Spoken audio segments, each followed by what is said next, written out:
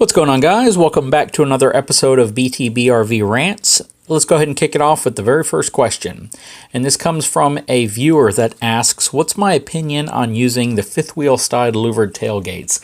And if you don't know what that is, that's one of those tailgates that essentially has kind of a louvered effect to it with a gap in the center, or at least a dip to where your fifth wheel hitch can kind of ride over it and you don't have to lower it. Now, my opinion is I'm not a big fan of them, but if that helps you, or if that puts you in a better position to hitch up, or if you feel safer hitching up, it's really going to be personal preference. I really have no negative things to say or positive things to say about them because I've never used them, though I know a lot of people who travel a lot with their fifth wheels do use them. So if that's something that you're interested in, I would just take a look at maybe what other people have said about them. I personally, again, just don't have any experience with them.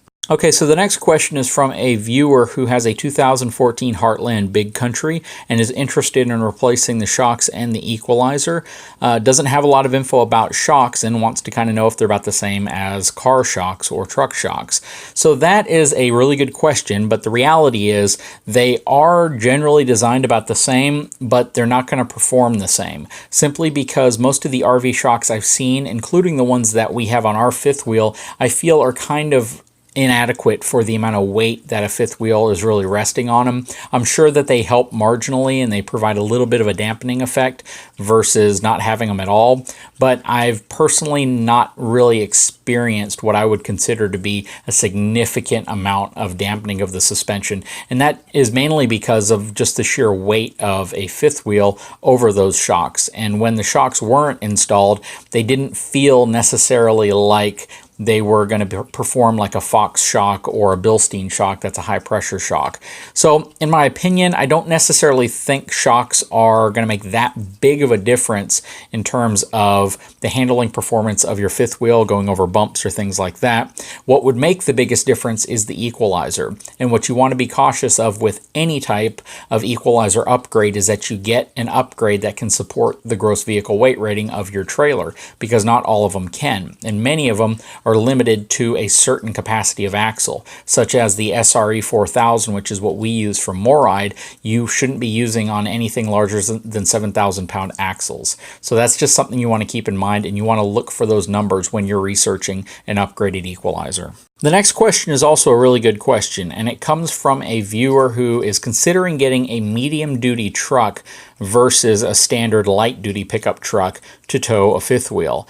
And the type of truck he's considering is an F550 and wants to know why he might want that truck over an F350 or 450 versus an F350, 450 pickup truck over an F550. So even though the tow numbers are going to be relatively similar, your performance of the engine and transmission is not. So on a medium-duty truck like an F550 or anything larger, you're actually going to have a derated engine, or an engine that is designed for a couple things. One, it's going to have a different duty cycle, which means the engine is going to be tuned specifically for a longer duty cycle, but you're also going to lose some horsepower and torque because of that, as well as the way that they dyno the chassis on medium-duty trucks.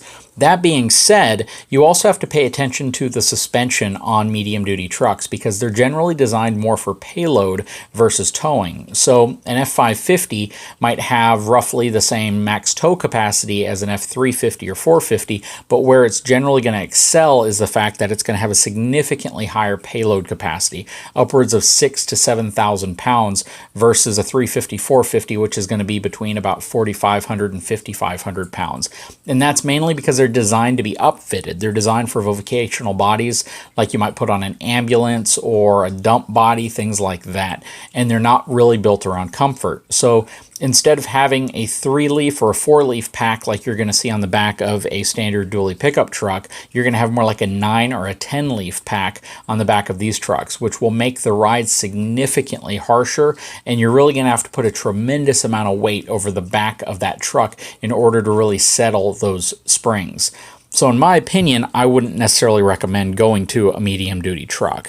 With the super high numbers that you're able to get on any of the 1-ton dualies, as well as the F450, as well as the higher trim package, the better interior features, the more options, it just really makes more sense to go with something like an F350 or an F450 dually versus an F550, in my opinion. So I have a viewer that asked a question about driving diesel pickup trucks short distances, basically commuting to work and back, or maybe you tow a travel trailer once every couple of months and you primarily use it as your daily driver.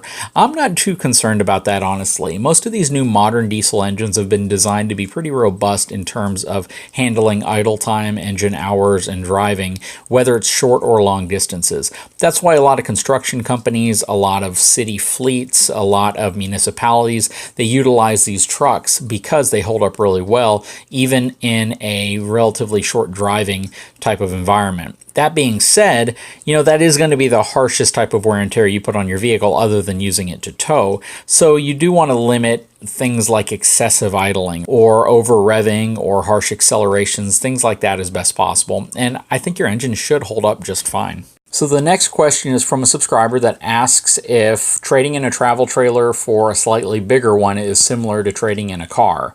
And the answer to that is probably not, only because there are such differences in how much people pay for the very same travel trailer. If you feel you got a good deal, but somebody else paid $5,000 or $6,000 less for that exact same travel trailer, well, when it comes time to trade it in, you might feel that whatever they're offering you is so much lower than what you feel it's worth, whereas somebody else who got a better deal might think that that's a fair trade-in value.